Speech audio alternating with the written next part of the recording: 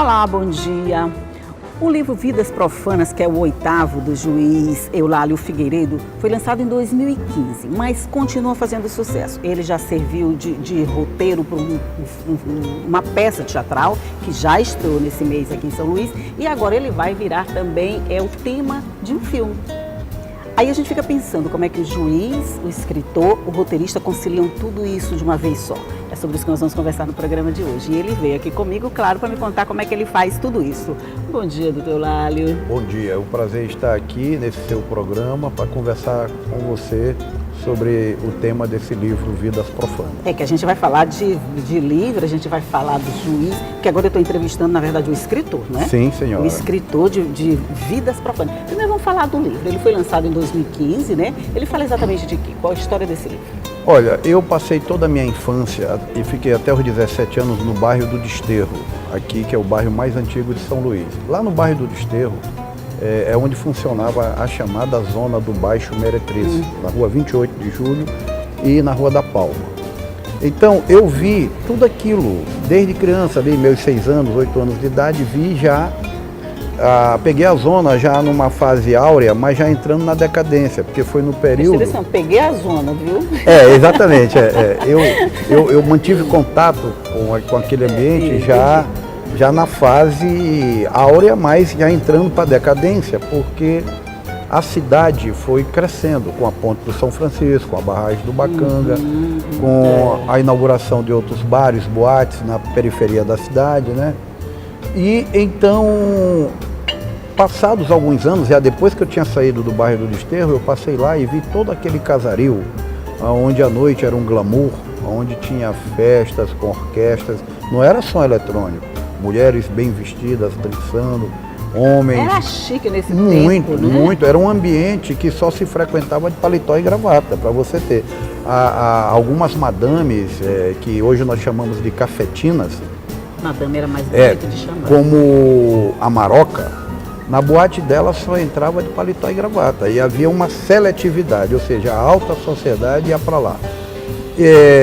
Me perdoe o que eu vou informar agora, mas conversando com alguns jornalistas que na época já atuavam na crônica jornalística, disseram que várias noites saíam de casa para cobrir a folha policial e tudo mais, e acabavam indo para lá, porque era o único ponto de diversão da cidade. Você vê, o Hotel Central fechava às 10 horas, que era o hotel mais sofisticado da época, entendeu? Tinha um sorvete bom, tinha uma cerveja boa, mas 10 horas encerrava, e não tinha mais movimento nenhum em São Luís, porque não tinha ponte, não tinha nada, tinha barragem do Bacanga. Terminava ali na beira-mar da cidade, né? Exatamente. Então, à noite, terminava na zona do Baixo Meretriz. Então, para lá iam poetas, escritores, políticos, autoridades, jornalistas, várias pessoas, médicos, etc. Toda a nata da sociedade ia para lá, porque lá também tinham mulheres interessantes, né? O senhor viveu essa época, o senhor conheceu essa época já adolescente, mais ou menos. Sim. Eu imagino que isso exercia um fascínio enorme em todo mundo, né? Sim. Por exemplo, nessa sua idade, então, uma coisa devia ser... Em mim mesmo que estava descobrindo a sexualidade. Isso. Eu consegui ver mulheres lindas, maravilhosas ali, mulheres dançando, como sabiam dançar, mulheres fumando, tomando um drink, uma coisa, sendo cortejadas pelos homens, esnobando às vezes até alguns homens, porque tinham meretrizes bonitas, né?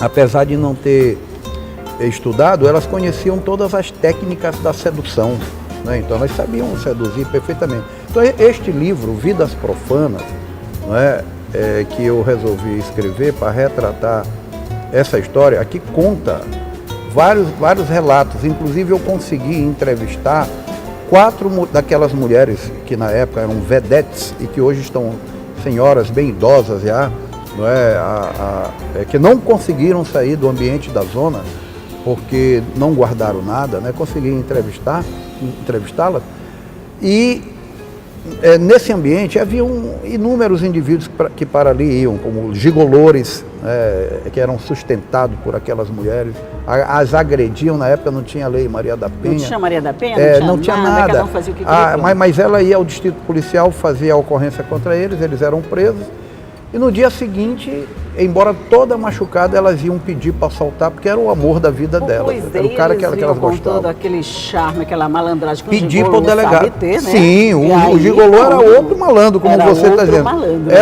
Era um indivíduo desocupado, que não tinha o que fazer, porque ele vivia 100% às custas da meretriz. Pois é, aí a gente está dizendo que eu consigo entrevistar 4 mulheres dessas, porque aí a gente fica pensando, a gente teve esse glamour todo, depois foi decaindo, até que praticamente desapareceu. Quer dizer, hoje tem, mas é uma coisa quase invisível.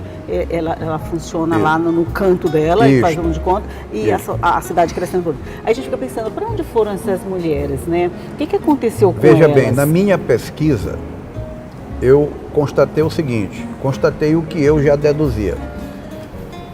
Essas mulheres que ali estavam na zona, a maioria delas, ou quase a totalidade delas, foram expulsas de seus lares por pais tirânicos, ou maridos que foram traídos. Elas perdiam a virgindade no interior do estado, e naquela época isso era muito importante para a família, elas eram expulsas. E aí não tinham para onde ir, vinham para São Luís com a ilusão de que iam trabalhar numa casa de família, ou que iam estudar, e quando chegavam eram levados para essas pensões, na Rua 28 ou na Rua da Palma. E ali elas ficavam porque perdiam contato com o pai, com a mãe, com o irmão. Perdiam toda essa referência de família. Exatamente. Aí quando envelheciam, elas não tinham laços familiares, sanguíneos, nenhuma referência.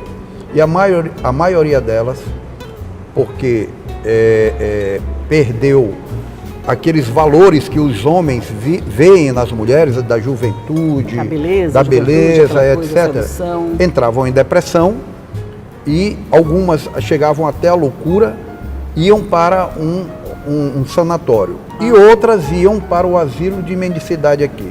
Então, por isso é que eu, conversando com a produção, tomamos a atitude de não cobrar o ingresso.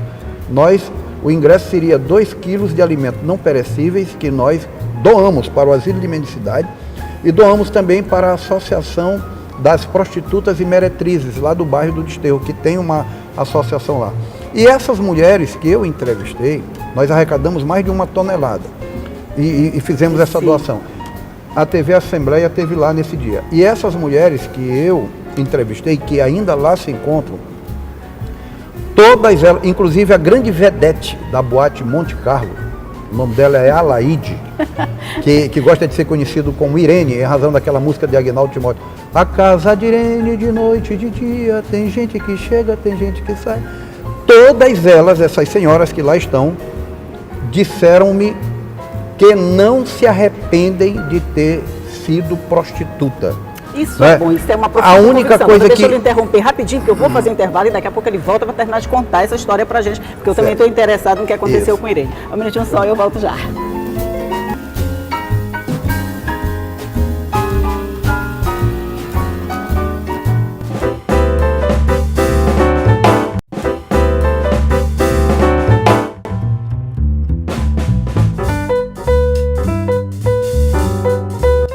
De volta aqui para o nosso segundo bloco de conversa com o Dr. Lálio Figueiredo.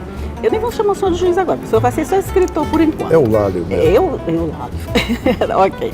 Sim, vamos lá, com Irene, a grande vedete. Certo. Irene foi a grande vedete da boate Monte Carlos, uma das boates mais importantes que ficava na Rua da Palma. E eram muitas boates? Eram muito.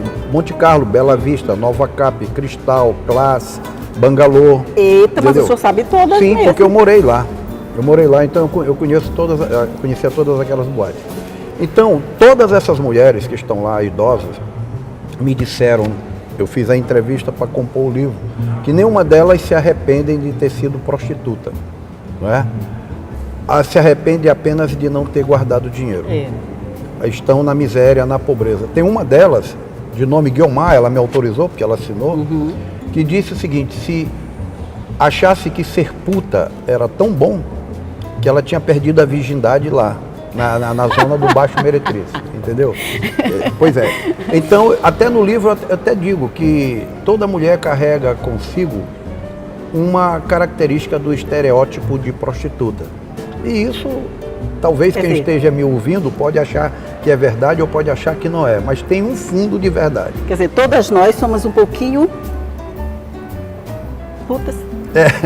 Eu não quero que essa frase seja vista como uma coisa ofensiva, sim, claro. mas como uma coisa acadêmica, como uma coisa filosófica, ou até como uma coisa atemporal, como uma coisa que tenha, como eu disse, um fundo de verdade, que bata o íntimo das pessoas, principalmente das mulheres, para que reflitam sobre isso. Por quê? A prostituição é considerada a profissão mais antiga do mundo. Mais antiga do mundo. Se isso é verdade e chegou aos nossos dias, é porque tem dado certo. E nós sabemos que tem prostitutas inteligentes que costumam guardar dinheiro. Nós temos, por exemplo, a situação de uma famosa prostituta da antiga Grécia chamada Frinéia, que ela foi amante de vários poetas, filósofos, autoridades, generais, governantes, tudo.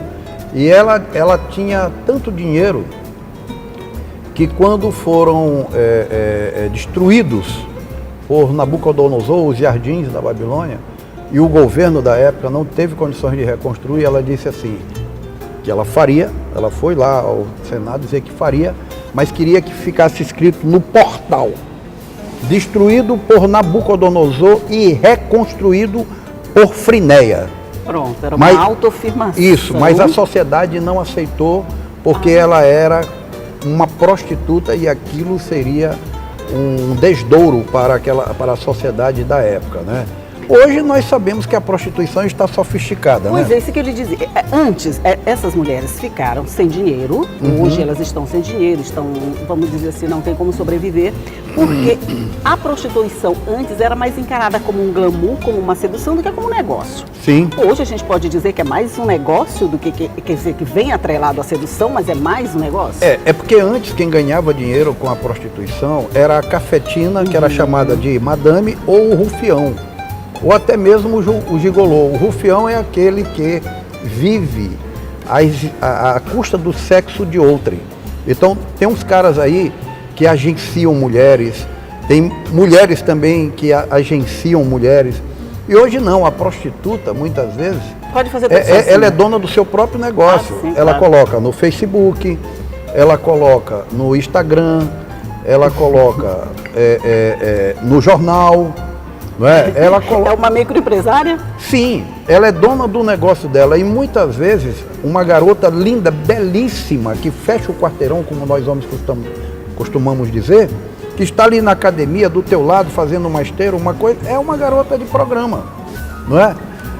Basta o senhor olhar certo e vai descobrir. E você pensa que é uma moça de família, porque ela está muito bem vestida, com o cabelo escovado, maquiada, perfumada, não é? E, faz parte. Olha, por exemplo, no shopping hoje, você sabia que já está tendo a prostituição? Às vezes você está sentado, tem 3, 4 garotas ali, ela pisca para você, ou joga um sorriso, você olha para um lado e para o outro, não tem ninguém. É comigo mesmo? É comigo mesmo, é com você mesmo. Então, aquela coisa, você está entendendo? Na rodoviária, no aeroporto, na praia, em todos os lugares está. Eu estou achando que o senhor entende muito. Então não, eu li bastante, eu investiguei bastante. Olha só a cara dos meninos, como eles estão todos interessados, viu? Todo mundo está querendo saber como é que a coisa funciona. Mas esse é um assunto excitante, não é só palpitante, é excitante. Né? Significa dizer o quê? Eu entrevistei também garotas de programa. As atuais. Elas não são gostam. bem diferentes. Elas não gostam de ser chamadas de meretrizes, de prostitutas, não. Chamar como? Escort girl. Certo? Quer dizer, que traduzindo seria garota de programa. E elas também, as meninas de hoje, têm o chamado gigolô, só que elas apresentam como primo, como boy, ou até mesmo como irmão. Entendeu? Para não parecer que aquele cara vive às custas dela. Aqui em São Luís tem muito? Olha, é provável que tenha. Existem as casas aí de tolerância, como nós chamamos. A casa de tolerância é um nome antigo, né? Hoje não tem outro nome mais. Não, existem nomes, boates, casas de encontro, termas, entendeu?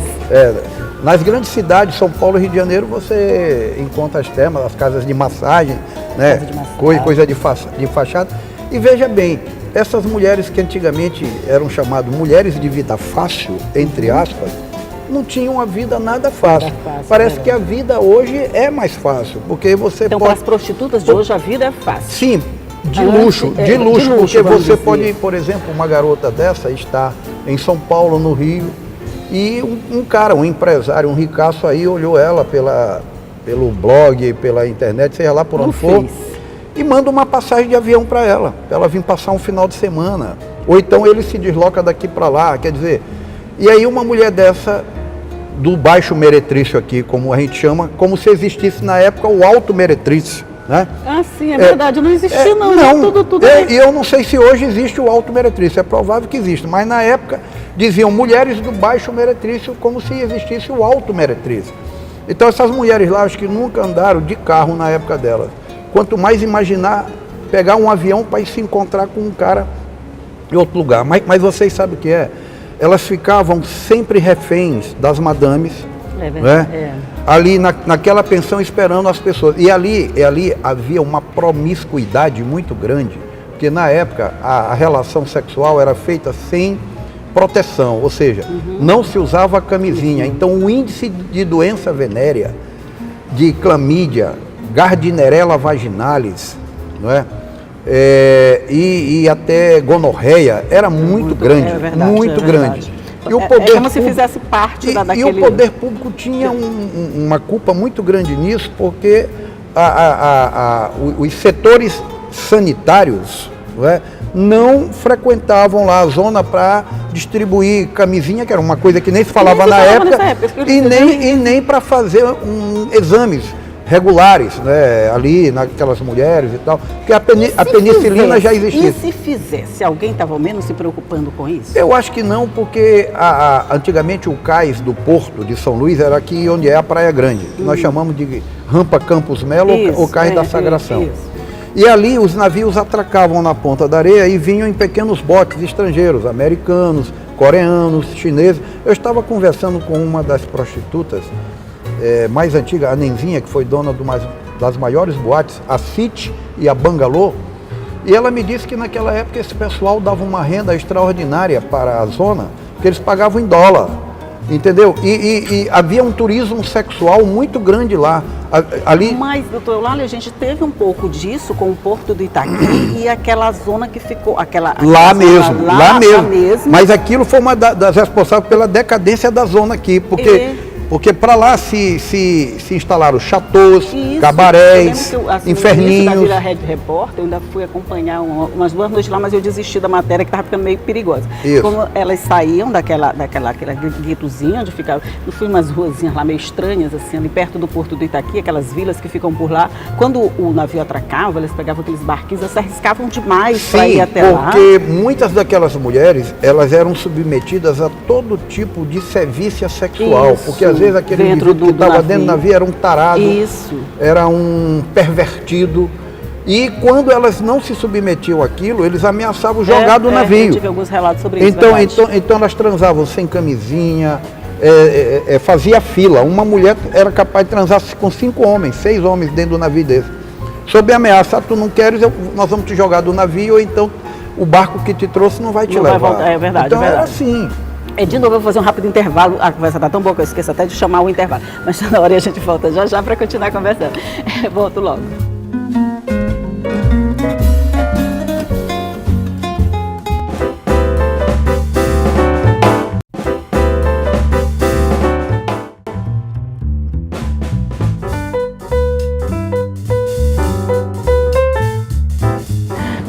Voltamos aqui para o nosso último bloco de conversa sobre... Na verdade, a gente está falando sobre o livro Vidas Profanas, a peça e o filme. E aqui eu gostei muito dessa foto, ele também tem que essas que ilustram aqui a capa, ainda são frequentadoras. Hoje a gente não tem mais o Baixo Meretriz, mas a gente tem ali o... Oscar Frota, o Complexo Oscar Frota, que tem um nome que é bem sugestivo, mas não sei se pode ser pronunciado aqui. Não sei se pode ser pronunciado aqui, eu deixo a seu critério. Não sei se o programa permite, né? Não, vamos ficar com... Um outro colega seu, jornalista, disse para mim, deixemos o empresário Oscar Frota, que já faleceu, né, em paz. vamos dizer o que funciona exatamente lá. Não, vamos ficar com o complexo Oscar Frota. Eu achei esse nome muito bonito para outro nome que é um pouco mais pesadinho. Né? O programa passa às 8h30 da manhã, pesada bastante. Essa apresentadora é louca com esses nomes. Sim, mas na verdade, a gente está retratando aqui, eu achei excelente. A foto está maravilhosa, muito bonita. Ele já se transformou numa peça e agora vai se transformar no filme. No filme. É isso? Exatamente. Nós escrevemos o roteiro, eu e a escritora Gracilene Pinto escrevemos o roteiro para teatro. A peça estreou no dia 4 e teve uma reapresentação no dia 5 com casa cheia mesmo, lotou, que nós tivemos que fechar a porta do teatro porque não cabia mais ninguém, ainda foram colocadas cadeiras extras. Né? No final, nos 2 dias, todo o elenco foi aplaudido de pé e nós arrecadamos mais de 1 tonelada de alimentos que nós distribuímos. Né? Então, nós já estamos com o roteiro escrito para o filme, que vai estrear no ano que vem. E a próxima etapa agora, nós vamos fazer o que nós chamamos de teste de audição, que é a seleção de elenco para o filme. Né? Então, nós vamos divulgar pelas redes sociais, pela imprensa, para quem for ator. De alguma forma se habilitar, né? E nós vamos escolher só artistas da terra. Isso eu queria saber. O elenco vai ser daqui só mesmo? Daqui. O do teatro foi um espetáculo, atores jovens, desconhecidos, mas que deram um show de espetáculo, mostraram que tem a arte mesmo na alma, encarnaram o papel, se saíram muito bem no que fizeram. Né? Agora eu só quero falar uma outra coisa. Quem está ouvindo, conversando aqui com o Dr. Lálio, sabe que a profissão dele, que a gente conhece, ele é assim, paletó, gravata, essa coisa toda, com esse, como é que a gente diz, a liturgia do cargo, né? Ele é um juiz de direito. Como é que dá para conciliar essa vida assim, certinha? Juiz é aquela coisa assim, cheio de regras, cheio de leis, que conhece tudo de leis, que sabe como é que as coisas funcionam da maneira correta, certinha, ensinando para todo mundo. Aí de repente o senhor me aparece aqui com esta vida profana, dando aulas sobre prostituição, sobre baixo-meretriz, sobre outros nomes lá meio impronunciáveis, mas como é que essas duas coisas convivem para o senhor? Como é que elas se completam, se elas se harmonizam? Como é que funciona? Os grandes autores das obras de direito costumam escrever em seus livros que o direito é uma arte. Ora, se o direito é uma arte, quem aplica o direito é um artista também.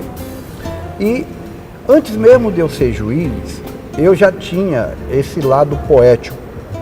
Eu namorei numa época em que não tinha celular, não tinha internet, não tinha nada, então era através de bilhetes, de carta. Eu mandava um bilhete para minha namorada, ela respondia. O senhor mandou muito bilhete? Sim, mandei, e sempre fazia uma poesiazinha, um versinho, e aquilo era um teste, porque tanto você sabia se sua namorada conhecia a língua portuguesa, e ela sabia se tu também conhecia. E ela poderia dizer, eu vou ficar com esse cara ou não vou ficar. Ou você dizia, eu vou ficar... Você não sabe nem escrever. Exatamente. Né?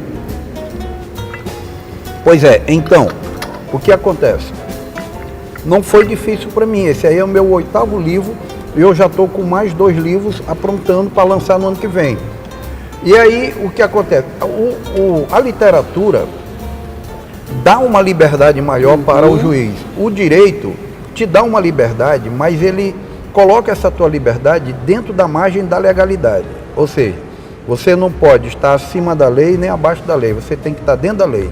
Já a literatura não. Existe uma coisa chamada licença poética. E nisto aqui eu estou fazendo cultura e estou sendo historiador, além disso. É verdade. Esse livro aí, ele tem muito de história, de antropologia, de sociologia, de jornalismo, entendeu? De cultura. Licença poética foi o que o senhor usou aqui mesmo, viu? Porque nós estamos usando várias licenças poéticas aqui para chamar esses nomes meio loucos aqui. Exatamente. É adequado, sabe por quê? Porque é pertinente. Nós estamos falando de um tema que é pertinente. Então, qualquer palavra que a gente possa dizer aqui, ele está dentro do possa parecer palavrão, não vai soar mal. Por quê? Porque está dentro do contexto, certo? Na peça de teatro, todas as pessoas que foram lá, inclusive senhoras com seus maridos, a alta sociedade, teve muitas expressões pornográficas, mas todo mundo caiu na gargalhada, porque dentro do contexto aquilo ficou até engraçado. Isso, entendeu? Dentro dos quadros que foram milimetricamente planejados. Então, Eu queria dizer o seguinte, este livro não é um livro para pervertidos sexuais, para pessoas que tenham taras, que tenham fantasias sexuais. Este é um livro que vai ter a história da prostituição que se passava... É um resgate histórico, mais ou menos, de uma época que a cidade aqui em São Luís. Agora, é claro que quem vai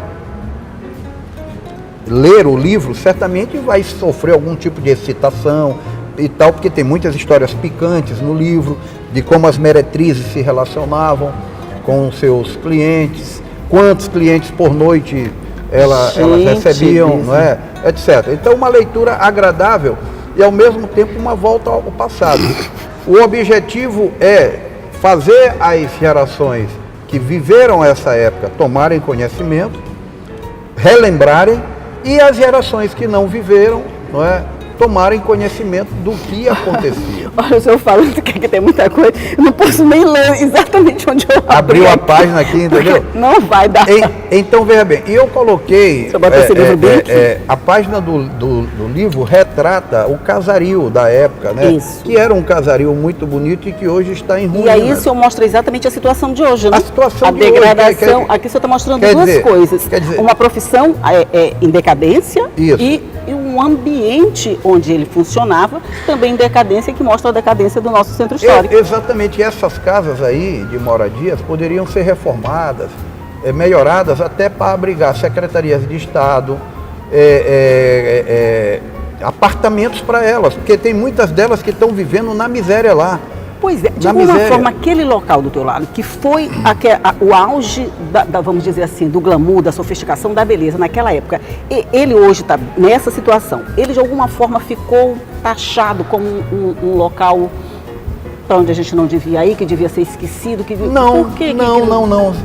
Isso aqui é obra de, talvez, falta de incentivo de algum proprietário particular. E falta até, me desculpem, eu sei que isso aqui é uma TV estatal, de vontade política do poder público de restaurar isso aí, porque isso aí está dentro do complexo Projeto Reviver. Ali no Desterro, onde é hoje o Convento das Mercês, era o quartel de polícia. E aí dali para baixo são residências de famílias. Então...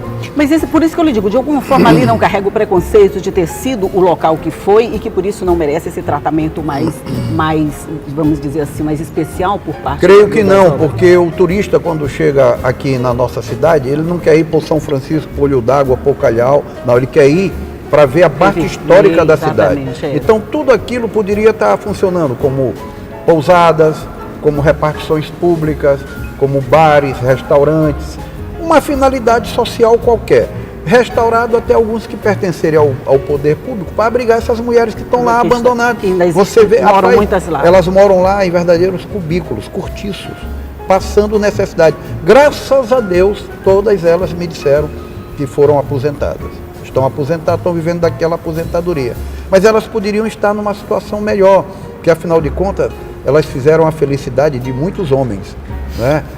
Porque essa é uma das explicações da prostituição. Ela tem que existir porque é uma válvula de escape para os homens, para o turismo, para tudo. Mas hoje não precisa disso? Não, da prostituição tem que ter, porque existem os homens solteiros. Se não tiverem mulheres para eles se relacionarem, eles vão molestar as mulheres casadas. Não é? Eu acho que é o contrário, são os homens casados que estão atrás dessa história toda. Se é homem solteiro, pode arranjar quem ele quiser, não vem com essa desculpa não. Não vem com essa... Eu ia perguntar onde é que o senhor se realiza mais, mas eu já desisti dessa pergunta, eu já descobri que todas as duas de alguma forma trazem essa realização as duas pessoal profissões. Que o senhor precisa. Nessa aqui eu tenho mais liberdade que na outra que eu já disse, que o meu limite é a lei. Ótimo. Vem outros? Vem sim, no ano que vem nós estamos já preparando novos lançamentos e esperamos até o final do primeiro semestre colocá-los nas livrarias. Eu acho que antes disso ele vai ter que vir aqui conversar mais com a gente sobre esse assunto. Eu achei tão interessante, a gente acabou não esgotando num programa só. Quando ele transforma em filme, a gente conversa mais uma vez sobre essas vidas profanas. Doutor Eulário Figueiredo, muito obrigado pela sua participação no nosso programa. Bom dia para o senhor e obrigado por essa conversa assim tão descontraída. Tá, bom dia, eu que agradeço e me coloco à disposição para conversarmos novamente sobre esse e outros temas. Ok, muito obrigada, bom dia. E se você quiser ver mais uma vez essa entrevista, é só acessar o nosso site, que é o al.ma.leg.br e /TV, esqueci, e também nas nossas redes sociais. E todos os dias eu vou esperar você aqui. Com entrevistas desse jeito, engraçadas, sérias, de qualquer jeito, mas eu vou estar aqui esperando você. Tchau.